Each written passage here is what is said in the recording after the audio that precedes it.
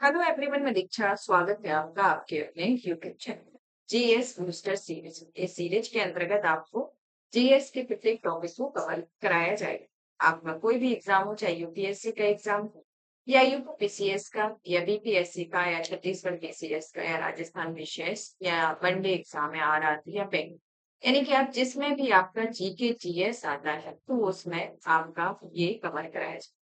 तो ये हमारे पूरे टॉपिक रहेंगे जिसमें हम विभिन्न तरीके के टॉपिक लेके आएंगे जो जीएस के होंगे और एग्जाम ओरिएंटेड आएंगे। किस तरीके के किस एग्जाम में क्वेश्चन पूछे जाते हैं उन सभी के प्रारूप को इसके अंतर्गत बात की जाएगी। तो आप सभी इस सेशन को शेयर कर दीजिए और बेल आइकन जरूर प्रेस कर लिया करें कि जब वीडियो आए तो आपको नोटिफिकेशन मिल जाए। चलिए, तो आज हम जो शुरू करने वाले हैं, यानी कि जो शुरू करने जा रहे हैं वो आता है पर्यावरण यानी कि इन्वायरमेंट के बारे में।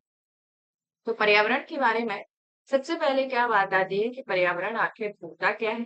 हम पर्यावरण की एक प्रारूपिक रूपरेखा के तहत पढ़ेंगे। ऐसा नहीं पढ़ेंगे कि हमने थोड़ा बहुत डेफिनेशन पढ़ ली और उसको फिनिश कर दिया। हम सबसे पहले जो आपका एग्जाम में जिस तरीके के क्वेश्चन आते हैं उसी तरीके से उसी फॉर्मेट पर बात करेंगे। जैसे कि हमारे जो सीरीज है उसका नाम है जीएस बूस्टर सीरीज। सामान्य परिचय, यानी कि हम पर्यावरण के सबसे पहले सामान्य परिचय को पढ़ेंगे कि क्या इसका सामान्य परिचय होता है। पर्यावरण के क्या प्रकार हैं, यानी कि पर्यावरण कितने प्रकार का होता है इसके बारे में पढ़ाया जाएगा। पर्यावरण के क्या घटक होते हैं, किस तरीके के घटक आते हैं पर्यावरण के, इसकी क्या विशेषताएं होती हैं, पर्यावरण से संबंधित मुख्य अधिनियम क्या है, पर्यावरण से संबंधित विभिन्न संगठन कौन कौन से हैं। तो ये सब चीजें आपको इसके अंतर्गत पढ़ाई जाएंगी एक सीक्वेंस में। तो सबसे पहले हम सामान्य परिचय को पढ़ेंगे, इसके बाद प्रकार, संगठक, मुख्य विशेषताएं, अधिनियम और विभिन्न संगठन, और फिर बाद में लास्ट में एग्जाम से रिलेटेड जो आपके जिस तरीके के क्वेश्चन का फॉर्मेट होता है उसको भी साथ में एड ऑन किया गया है। तो चलिए आज के टॉपिक की शुरुआत की जाए सबसे पहले इन पर्यावरण के सामान्य परिचय से। पर्यावरण के सामान्य परिचय की ओर जब हम चलते हैं तो सामान्य परिचय में सबसे पहले तो हम पर्यावरण जब पढ़ रहे हैं तो हमें पर्यावरण शब्द के बारे में पता होना चाहिए कि पर्यावरण क्या है, यानी कि एनवायरमेंट क्या है। और एनवायरमेंट शब्द की जो उत्पत्ति होती है वह किससे होती है। तो एनवायरमेंट शब्द की उत्पत्ति के बारे में बात करें तो यह किससे होती है, फ्रेंच भाषा के एनवायरर से एनवायरमेंट शब्द की उत्पत्ति होती है। किससे होती है, एनवायरमेंट पढ़ते हैं, एनवायरनियर जो फ्रेंच भाषा का शब्द है उससे इसकी उत्पत्ति होती है। तो इस तरीके से हम इसका अर्थ क्या होता है, अर्थ के बारे में बात करें तो इसका अर्थ होता है घिरा हुआ या घेरना। तो इसका क्या अर्थ होता है कि घिरा हुआ या घेरना इसका मुख्य अर्थ होता है। तो ये पर्यावरण शब्द की उत्पत्ति को लेकर आता है कि आपसे पूछ लिया जाए कि एनवायरमेंट शब्द जो आता है वो किस भाषा से लिया गया है, तो ये फ्रेंच से लिया जाता है। साथ ही साथ में इसका जो उत्पत्ति होती है वो एनवायरमेंट से होती है और इसका जो अर्थ होता है वो घिरा हुआ या घेरना होता है। अब जान लेते हैं पर्यावरण की डेफिनेशन, क्योंकि आपके एग्जाम में डेफिनेशन भी पूछी जाती है। तो पर्यावरण की परिभाषा के बारे में सबसे पहले बात करें, पर्यावरण आखिर होता क्या है। जैसे पर्यावरण क्या है, एक ऐसा परिवेश होता है जहां पर विशिष्ट जीवों का एक विशिष्ट परिवेश रहता है। जैसे कि आप हैं, आप किस इन्वायरमेंट में रह रहे हैं उस इन्वायरमेंट पर आपका इन्वायरमेंट पर और इन्वायरमेंट का आप पर इफेक्ट पड़ता है। जैसे कि आप कहते हैं कि हम पढ़ाई करने जाना है तो हमें दिल्ली ही जाना है, या अगर आप यूपीएससी की तैयारी कर रहे हैं या फिर आपको इंदौर जाना है या फिर आपको लखनऊ, इलाहाबाद, प्रयागराज, मतलब कि और भी कई जो डिस्ट्रिक्ट स्टेट है वहां पर आपको तैयारी करने के लिए जाना और तैयारी करने जाना है। तो ऐसा तो है नहीं कि आप दिल्ली में जाएंगे या फिर आप प्रयागराज में जाएंगे तो कौन सा प्लेस है, क्योंकि हर जगह क्या है एक वो प्लेस डिसाइड करनी है जहां पर स्टूडेंट का एक हब होता है, जहां पर स्टूडेंट रहते हैं, जहां पर आपकी कोचिंग ज्यादा होती है, लाइब्रेरी ज्यादा होती है। तो इस तरीके का एक आपका एक विशिष्ट परिवेश होता है। इसी तरीके से प्रत्येक जीव अपने विशिष्ट परिवेश में रहता है। जीव कैसा है, विशिष्ट परिवेश में। जैसे आप हैं तो आप एक विशिष्ट परिवेश में रहते हैं जहां आपके पास कोचिंग भी है, कोचिंग के पास आपके लाइब्रेरी भी है और आपके बुक शॉप भी आसपास है। नियर अबाउट आप उन्हीं के आसपास रहते हैं ताकि ये रहता है कि आपको जो जरूरत पड़े आप उस टाइम पर वो चीजें ले सके। तो इसी तरीके से जीव का भी एक विशिष्ट परिवेश होता है और ये जीव का जो विशिष्ट परिवेश है और जीव जो है वो एक दूसरे को क्या कर रहे हैं, प्रभावित कर रहे हैं। तो क्या करते हैं, वो एक दूसरे को प्रभावित करते हैं। जिसमें किसी जीव या जीवों का यही परिवेश क्या होता है, वो एनवायरमेंट यानी कि पर्यावरण कहलाता है। तो इस तरीके से देखा जाए तो ये एनवायरमेंट के बारे में आता है। प्रत्येक जीव अपने विशिष्ट परिवेश में रहता है और जीव और उसका एक जो परिवेश होता है वो एक दूसरे को प्रभावित करते हैं और जीव और तथा जीवों के यही परिवेश को क्या कहा जाता है, पर्यावरण कहा जाता है। पर्यावरण जैसे कि आप देख सकते हैं कि ये आपको सिनॉप्सिस बना के बताया गया है कि पर्यावरण जो है इससे इंटरकनेक्टेड जंतु भी होते हैं, सूक्ष्म जीव भी होते हैं, जीव भी होते हैं, वनस्पति जीव होते हैं जो एक दूसरे से इंटरकनेक्टेड होते हैं। तो पर्यावरण इस तरीके से मिलकर बना होता है और जो ये चारों तरफ में उपस्थित एक आवरण है, यानी कि क्या कर रहा है, एक आवरण बना रहा है। तो इस तरीके से अब आते हैं एनवायरमेंट की। हमने डेफिनेशन तो जान ली एनवायरमेंट के प्रकार के बारे में, यानी कि पर्यावरण के प्रकार के बारे में बात करें तो पर्यावरण के प्रकार जो होते हैं खास तौर पर दो तरीके के प्रकार आते हैं। किस तरीके से, एक तो आता है आपका प्राकृतिक पर्यावरण, तो दूसरा आता है मानव निर्मित पर्यावरण, यानी कि जो नेचर से हमें एनवायरमेंट प्राप्त हुआ है वो आपका प्राकृतिक पर्यावरण हुआ। जो हमारे द्वारा निर्मित हुआ है, यानी कि हम लोगों ने जिस तरीके से ये मानव के द्वारा जो निर्मित किया गया है, वो निर्माण जो पर्यावरण होगा वो मानव निर्मित पर्यावरण। प्राकृतिक पर्यावरण जो आता है वह प्राकृतिक परिवेश से संबंधित है। जैसे कि आपके प्राकृतिक परिवेश में क्या आता है, भूमि, जल, वायु, पादप, जीव जंतुओं को मिलाकर जो बनावरण बनता है वो आपका प्राकृतिक परिवेश होता है।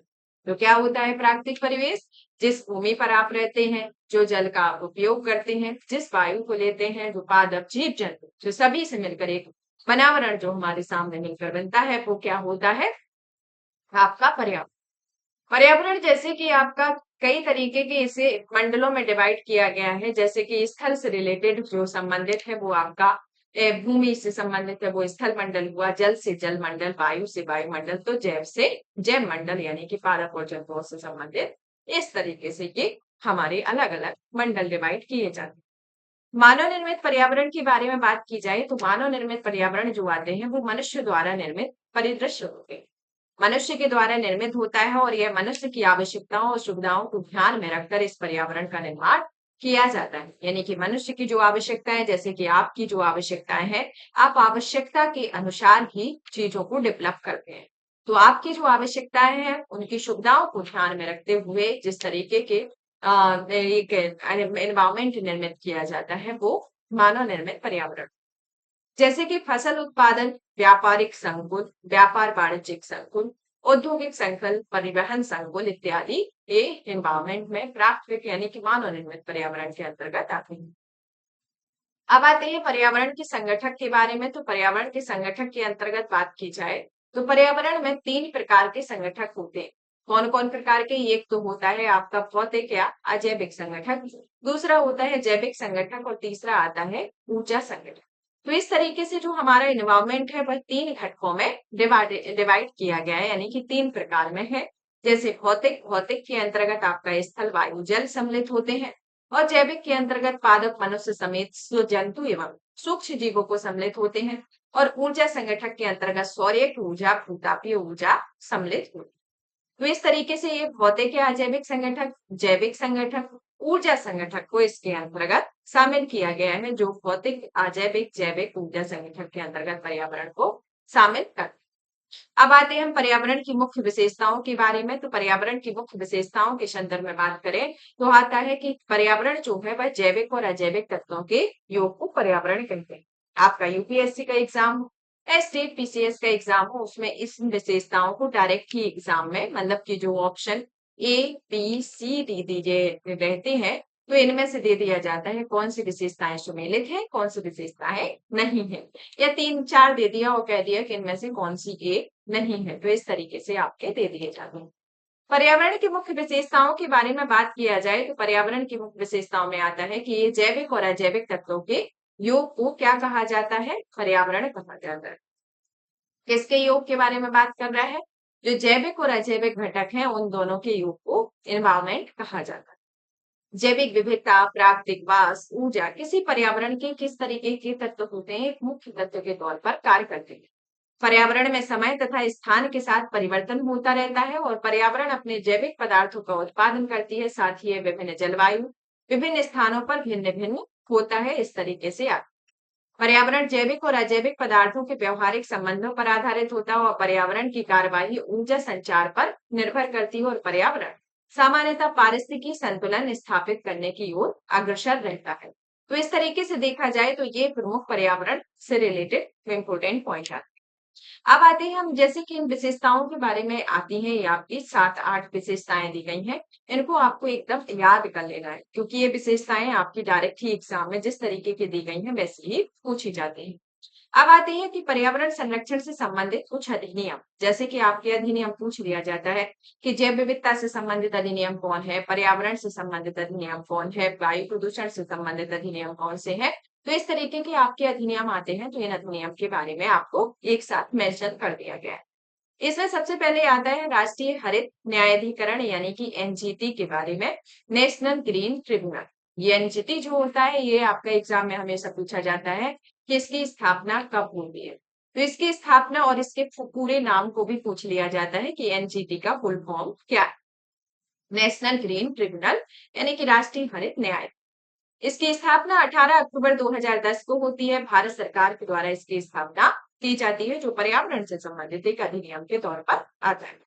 एक आता है पर्यावरण संरक्षण अधिनियम 1986, जिसे खास तौर पर छाता विधान भी कहा जाता है। तो इस तरीके से इसके प्रोनाउंसिएशन को भी एग्जाम में पूछा जाता है। पर्यावरण संरक्षण अधिनियम जो 1986 में आता है, यह संयुक्त राष्ट्र संघ के प्रथम मानव पर्यावरण सम्मेलन जो जून 1972 में स्टॉकहोम में आयोजित कराया जाता है, उसके निर्णयों को क्रियान्वित करने के लिए पर्यावरण संरक्षण अधिनियम 1986 में इसे पारित किया जाता है। इसे छाता विधान के नाम से भी जाना जाता है। संयुक्त राष्ट्र संघ के प्रथम मानव पर्यावरण सम्मेलन जो कि जून 1972 में स्टॉकहोम के निर्णयों को क्रियान्वित करने के लिए 1986 में से पारित किया जाता है, जिसे छाता विधान के तौर पर जाना जाता है। भोपाल गैस त्रासदी के बाद भारत सरकार ने संविधान के अनुच्छेद 253 के तहत पर्यावरण संरक्षण अधिनियम 1986 को पारित किया था। तो जो आपके 1984 में भोपाल गैस त्रासदी होती है, जो एक भयानक त्रासदी के तौर पर देखा जाता है जिसमें अपार जनधन की हानि होती है, उसी के बाद भी अनुच्छेद 253 के अंतर्गत आपका पर्यावरण संरक्षण अधिनियम 1986 का गठन किया जाता है। अब आते हैं कि पर्यावरण से संबंधित प्रमुख अंतर्राष्ट्रीय संगठन एवं संस्थान के बारे में। अभी तो हमने अधिनियम देखे, लेकिन अब देखते हैं संगठन एवं संस्थान। जैसे कि पहला आता है संयुक्त राष्ट्र पर्यावरण कार्यक्रम यानी कि यूएनईपी के बारे में। यूएनईपी के बारे में यूनाइटेड नेशन एनवायरमेंट प्रोग्राम, जिसकी स्थापना 1972 में होती है। कहाँ पर होती है? नैरोबी, केन्या में इसका मुख्यालय। फिर आते हैं राष्ट्रीय पर्यावरण अभियांत्रिकी शोध संस्थान यानी कि नीरी के बारे में। तो नीरी जो आता है वो आपका, जिसकी स्थापना 1958 ईस्वी में नागपुर में इसकी स्थापना होती है। यह जो आता है वह विज्ञान एवं प्रौद्योगिकी मंत्रालय यानी कि भारत सरकार के अधीन ये मंत्रालय आता है, इसके अंतर्गत इसकी स्थापना होती है। और इस संस्थान का जो मेन उद्देश्य होता है, जैसे कि वाटर सप्लाई, सीवरेज प्लांट, औद्योगिक प्रदूषण से संबंधित बीमारियों की रोकथाम के लिए किया जाता है, जो इसके मेन ऑब्जेक्ट के तौर पर देखा जाता है। इसकी 5 क्षेत्रीय प्रयोगशालाएं होती हैं, जैसे कि आपकी पहली आती है दिल्ली, दूसरी मुंबई, तीसरी चेन्नई, चौथी कोलकाता, तो 5वीं हैदराबाद। तो इस तरीके से राष्ट्रीय पर्यावरण अभियांत्रिकी शोध संस्थान है जिसके बारे में पूरा डिटेल दिया गया है। अब चलते हैं राष्ट्रीय पर्यावरण प्राधिकरण यानी कि एनईए के बारे में, नेशनल एनवायरमेंट अथॉरिटी के बारे में। तो इसका पूरा नाम जो आता है वह राष्ट्रीय पर्यावरण अपीलीय प्राधिकरण इसका पूरा नाम है, जिसकी स्थापना राष्ट्रीय अपीलीय प्राधिकरण अधिनियम 1997 के तहत इसकी स्थापना की जाती है। और यह वन एवं पर्यावरण मंत्रालय के अंतर्गत यह आता है और इसका उद्देश्य पर्यावरण संरक्षण अधिनियम 1986 के तहत क्षेत्रों के प्रतिबंध हेतु किसी भी उद्योग, संचालन या प्रक्रियाओं की श्रेणी के संबंध में अपील की सुनवाई करना होता है। तो राष्ट्रीय पर्यावरण प्राधिकरण जो आता है, जिसके अंतर्गत एक प्रमुख इंपोर्टेंट पॉइंट हुआ करते हैं, तो क्या है कि इसका पुराना नाम क्या आता है? राष्ट्रीय पर्यावरण अपीलीय प्राधिकरण। 1997 के तहत इसकी स्थापना होती है, वन एवं पर्यावरण मंत्रालय के अंतर्गत आता है और पर्यावरण संबंधित जो आपका 1986 का अधिनियम है, उसमें प्रतिबंध हेतु किसी भी उद्योग, संचालन या प्रक्रियाओं की श्रेणी के संबंध में अपील की सुनवाई करना इसका मेन मोटिव होता है। तो इस तरीके से ये याद। अब आते हैं विश्व मौसम विज्ञान संगठन यानी कि WMO के बारे में, वर्ल्ड में वेदर ऑर्गेनाइजेशन के बारे में। इसमें आता है कि इसकी स्थापना 17 मार्च 1951 को होती है। तो कब इसका इस्टेब्लिशमेंट होता है? 17 मार्च 1951 को। इसका मुख्यालय जो आता है वह जेनेवा, स्विट्जरलैंड में इसका मुख्यालय है। इसका मुख्य कार्य पृथ्वी के वायुमंडल की दशा और व्यवहार का अध्ययन करना है। तो इसका क्या मेन कार्य है? पृथ्वी के वायुमंडल की दशा और उसके व्यवहार का अध्ययन करना इसका मुख्य विषय होता है। अब आते हैं नेक्स्ट पर्यावरण संरक्षण एजेंसी के बारे में, कि इसकी स्थापना 2 दिसंबर 1970 को होती है। तो इसकी स्थापना कब होती है पर्यावरण संरक्षण एजेंसी की? एनवायरमेंटल प्रोटेक्शन एजेंसी यानी कि ईपीए की स्थापना 1970 में इसकी स्थापना होती है, जो संयुक्त राज्य अमेरिका की एक संघीय एजेंसी होती है और इसका संबंध मानव स्वास्थ्य तथा पर्यावरण संबंधी नियमों के निर्माण एवं प्रबंधन से इसका मेन संबंध होता है। अब आते हैं ग्रीन पीस इंटरनेशनल के बारे में। ग्रीन पीस इंटरनेशनल जो होता है वो एक तरीके से गैर सरकारी पर्यावरण संगठन है। इसका मुख्यालय जो आता है वह एम्स्टर्डम, नीदरलैंड में इसका मुख्यालय स्थित है। तो ये ग्रीन पीस इंटरनेशनल जो आता है, तो ग्रीन पीस इंटरनेशनल के बारे में बात करें तो ये कैसा है? ये एक गैर सरकारी पर्यावरण संगठन है और इसका जो हेडक्वार्टर आता है वो एम्स्टर्डम यानी कि नीदरलैंड। संयुक्त राष्ट्र पर्यावरण कार्यक्रम यानी कि यूनाइटेड नेशन एनवायरनमेंट प्रोग्राम, जिसकी स्थापना 1972 में होती है, मुख्यालय नैरोबी केन्या में है। और यह संयुक्त राष्ट्र की एक ऐसी एजेंसी होती है जो पर्यावरणीय निरीक्षण परिरक्षण के लिए अंतर सरकारी तरीकों के समन्वय के लिए उत्तरदायी होती है। तो ये संयुक्त राष्ट्र पर्यावरण कार्यक्रम के अंतर्गत आता है।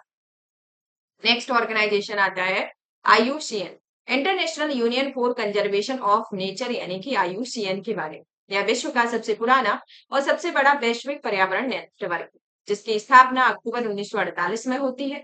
मुख्यालय जो आता है वह इंग्लैंड, स्विट्जरलैंड में इसका मुख्यालय स्थित है और यह पर्यावरण और जैव विविधता से संबंधित मुद्दों को देखता है। तो ये IUCN के बारे में पूरी डिटेल आती है। अब आते हैं next world wide life fund के बारे में यानी कि WWF के बारे में, जो कि एक अंतर सरकारी अंतरराष्ट्रीय गैर सरकारी संगठन है। इसकी स्थापना 1961 में स्विट्जरलैंड के मोर्जेस में एक धर्मार्थ ट्रस्ट के रूप में होती है और यह विश्व का सबसे बड़ा स्वतंत्र संरक्षण संगठन है, जो पर्यावरण के संरक्षण, शोध और पुनर्स्थापना के लिए कार्य करता है। तो वर्ल्ड वाइल्ड लाइफ फंड के बारे में ये पूरा डिटेल है कि ये आपके पूछे भी जाते हैं। कब इसकी स्थापना होती है, क्या इसका मोटिव है और कौन सा ये ऑर्गेनाइजेशन है, सरकारी है, गैर सरकारी है, या फिर किसी के द्वारा इसकी स्थापना की जाती है, किस तरीके का नेटवर्क ये आता है। तो इस तरीके से हमने इनके बारे में डिटेल में जाना। अब जान लेते हैं जैसे कि एनवायरमेंट और सतत विकास, हमारा सतत विकास भी एनवायरमेंट से संबंधित है। तो इस तरीके की ये क्वेश्चन का प्रारूप है, यानी कि ये जो आपकी घटना चक्र आती है, तो घटना चक्र में जो मेन क्वेश्चन होते हैं उनके प्रारूप को हमने एक संक्षिप्तकी के तौर पर आपका लिखा हुआ है, ताकि ये रहे कि आपको साथ में जैसे कि आपने डिटेल में पढ़ लिया, क्योंकि एनवायरमेंट से रिलेटेड अगर आप इस तरीके का पढ़ लेते हैं तो आपको कोई भी एग्जाम नहीं छूटेगा। और अगर इसी कॉन्सेप्ट को लेके आप आगे बढ़ते हैं तो आपका मेंस भी इसमें हो जाता है। ऐसा नहीं है कि आप अगर प्री के साथ साथ ये मेंस का भी मटेरियल है, ऐसा नहीं है कि आप भी कोई भी बुक उठा के देखेंगे तो ये उसका एक कंसाइज ही है। और जो मैंने नोट्स आपको प्रिपेयर किया है वो आपके 3-4 बुक का एक कॉम्बिनेशन ही है, जो आपको परफेक्ट वे में स्टडी मटेरियल प्रोवाइड करता है। पर्यावरण एवं सतत विकास के बारे में बात करें तो सबसे पहले जैव मंडल की इस तरीके की डेफिनेशन होती है कि जैव मंडल क्या है। जैव मंडल क्या है? जल मंडल, स्थल मंडल, जैव मंडल, जैवों से जो में से पृथ्वी का सर्वाधिक बृहद पारिस्थितिकी तंत्र होता है। पर्यावरण के बारे में बात करें तो इसमें भूमि, जल, वायु, पौधों, पशुओं की प्राकृतिक दुनिया जो इनके चारों ओर अस्तित्व में है, पर्यावरण होगा। और यह संपूर्ण दशाओं का योग जो व्यक्ति को एक समय बिंदु पर घेरे हुए है, भौतिक, जैविक, सांस्कृतिक तत्वों की अंतर क्रियात्मक व्यवस्था जो अंतर संबंधित होती है, तो ये पर्यावरण कहलाता है। ये आपकी डेफिनेशन आपकी डायरेक्टली एग्जाम में ऐसी पूछी गई है। पर्यावरण संरक्षण अधिनियम जो 1986 आता है, उसके अंतर्गत क्या पर्यावरण की डेफिनेशन दी गई है? इसके अंतर्गत कहा गया है कि पर्यावरण किसी जीव के चारों तरफ घिरे भौतिक, जैविक दशाओं और उनके साथ अंतर क्रिया को सम्मिलित करता है। और जो पर्यावरण होता है वो आपका जैविक और अजैविक घटकों से मिलकर बना, जैसे अभी हमने डिटेल में पढ़ा। तो ये इस तरीके का क्वेश्चन का फॉर्मेट आपका एग्जाम में पूछा जाता है। ये भी पूछा गया था कि नेशनल ग्रीन ट्रिब्यूनल के बारे में, किसकी स्थापना और इसकी फुल फॉर्म। तो इस तरीके से इसकी स्थापना और फुल फॉर्म है। सतत विकास या धारणीय विकास के बारे में बात करें तो धारणीय विकास जो होता है ये एक संकल्पना को दर्शाता है जो ये अवधारणा जिसे वर्तमान की आवश्यकताओं के साथ-साथ भविष्य की आवश्यकताओं को भी ध्यान में रखा जाता है। यह सतत विकास मानव समाज के कल्याण के लिए महत्वपूर्ण होती है और यह सतत विकास से अभिप्राय एक ऐसे विकास से होता है कि भावी पीढ़ी की जरूरतों को पूरी करने की योग्यता को प्रभावित किए बिना वर्तमान समय की आवश्यकताएं पूरी करना। जैसे कि आज हम जिन रिसोर्सेज का उपयोग कर रहे हैं, उन रिसोर्सेज का प्रयोग इस तरीके से करना कि हमारी जो आगामी पीढ़ी रहे, वह पीढ़ी उसका अच्छे से उपयोग कर सके। यानी कि किसी भी चीज का ऐसा मिसयूज ना करना कि हमारी आगामी पीढ़ी यानी कि भावी पीढ़ी के लिए उसका उपयोग ही ना मिले। तो इस तरीके से संसाधनों का उपयोग करना सतत विकास के लिए आवश्यक है, जैसे कि जैव विविधता का संरक्षण होना, प्रदूषण का निरोध होना, नियंत्रण तथा निर्धनता को घटाना, ये सतत विकास के लिए आवश्यक तत्व होते हैं। संयुक्त राष्ट्र द्वारा पर्यावरण एवं सतत विकास का ये पहला जो शिखर सम्मेलन होता है वो 1992 में रियो डो जेनेरियो यानी कि ब्राजील में आयोजित किया जाता है। The limit to growth report का जो प्रकाशन है 1972 में होता है। ब्रेटलैंड आयोग की जो रिपोर्ट आती है उसका प्रकाशन 1987 में होता है। मॉन्ट्रियल प्रोटोकॉल का जो प्रवर्तन होता है वो 1989 में होता है। ये डेट आपके डायरेक्ट ही एग्जाम में पूछे जाते हैं और इस तरीके के क्वेश्चन ऑलरेडी आ चुके हैं और आएंगे भी। स्टॉकहोम अंतरराष्ट्रीय शिखर सम्मेलन का आयोजन आपका वर्ष 1972 में होता है। रियो 20 घोषणा पत्र का शीर्षक द फ्यूचर भी बांट होता है। पृथ्वी सम्मेलन में 21वीं सदी के लिए पर्यावरणीय विकास हेतु कार्यक्रम निर्धारित किए गए और इन कार्यक्रम का नाम एजेंडा 21 रखा जाता है। वर्ष 2002 में जोहान्सबर्ग में आयोजित पृथ्वी शिखर सम्मेलन का मुख्य मुद्दा था सतत विकास का होना। संयुक्त राष्ट्र ने कुल 17 सतत विकास लक्ष्यों का निर्धारण किया, जिसमें 1 जनवरी 2016 को इसे लागू किया जाता है। फिर आता है नीरी के बारे में। तो नीरी के डायरेक्ट आपका इस तरीके का क्वेश्चन पूछा गया था, जैसा कि अभी हम पढ़ चुके हैं। तो नीरी की स्थापना 1958 में होती है, विज्ञान एवं प्रौद्योगिकी मंत्रालय के अधीन आता है और इसका स्थान नागपुर। वायु किस तरीके का है, ये वायु यौगिक है या मिश्रण, तो ये आपका मिश्रण में आता है। वायुमंडल के बारे में बात करें तो पृथ्वी के चारों ओर गैसों का समूह जो होता है वो वायुमंडल है, जिसमें नाइट्रोजन 78%, तो ऑक्सीजन 21%, आर्गन 0.93%, कार्बन डाइऑक्साइड 0.038% होती है। विश्व मौसम विज्ञान संगठन जिसका मुख्यालय कहाँ पर आता है, जेनेवा में, और गठन 23 मार्च 1950 को होता है। यूएनईपी का मुख्यालय नैरोबी में होता है, जिसकी स्थापना 1972 में। ये ऑलरेडी आपके क्वेश्चन पूछे जा चुके हैं और इन्हीं को आपको एक फॉर्मेट बता रहे हैं। एनवायरमेंटल प्रोटेक्शन एजेंसी जो कि पर्यावरण सुरक्षा अधिनियम से संबंधित है, जिसका अन्य नाम छाता विधान भी आता है, जो संयुक्त राष्ट्र की अमेरिकी संघीय एजेंसी है, जिसकी स्थापना 2 दिसंबर 1970 को होती है। ग्रीन पीस इंटरनेशनल जो कि एक गैर सरकारी पर्यावरण संगठन है, जिसका मुख्यालय एम्स्टर्डम है। ग्रीन वॉच जो कि पर्यावरणीय संरक्षण का एक ऊंचा वादा करना इसका एक मेन फॉर्म है। एनईए के बारे में, national environment appellate authority के बारे में। इकोमार्क जो आता है वो एक तरीके से पर्यावरण अनुकूल उपभोक्ता उत्पादों को चिन्हित करने के लिए सरकार ने आरंभ किया हो। इकोमार्क जो आता है वह उन भारतीय उत्पादों को दिया जाता है जो पर्यावरण के प्रति मैत्रीपूर्ण हो, और ब्यूरो ऑफ इंडियन स्टैंडर्ड द्वारा 1991 में इकोमार्क प्रमाण पत्र दिया जाता है। तो ये इकोमार्क के बारे में ये आपका पूरा डिटेल है। इको मार्क से आपके क्वेश्चन आते हैं कि पहला तो ये कि ये किससे संबंधित है, तो ये एनवायरमेंट से संबंधित है। इसके अंतर्गत किस तरीके की प्रक्रिया होती है, तो इसमें उन उत्पादों को शामिल किया जाता है जो पर्यावरण के प्रति मैत्रीपूर्ण, और इसकी शुरुआत होती है एक तरीके से। ये जो प्रमाण पत्र दिया जाता है वह 1991 से इको मार्क प्रमाण पत्र दिया जा रहा है। तो ये इको मार्क के बारे में आता है। धारणीय कृषि का अर्थ के बारे में बात करें तो धारणीय कृषि क्या होती है, यानी कि सस्टेनेबल डेवलपमेंट जैसा ही सस्टेनेबल एग्रीकल्चर भी हो, यानी कि भूमि का इस तरीके से उपयोग करना है कि गुणवत्ता कैसी हो, अक्षुण्ण बनी रहे। यानी कि इस तरीके से उपयोग नहीं करना है कि हमने इतने ज्यादा केमिकल डाल दिए भूमि में कि भूमि क्या होगी, अनुपजाऊ हो गई। बात के लिए बाद में देखा तो भूमि पर कोई फसल उगाने लायक ही न रहा है। तो इस तरीके से भूमि का भी उपयोग करना ताकि उसकी गुणवत्ता अक्षुण्ण बनी रहे और उसमें कोई मतलब कि केमिकल इस तरीके से उपयोग ना किए जाए जो भूमि की जो गुणवत्ता है उसको प्रभावित करे।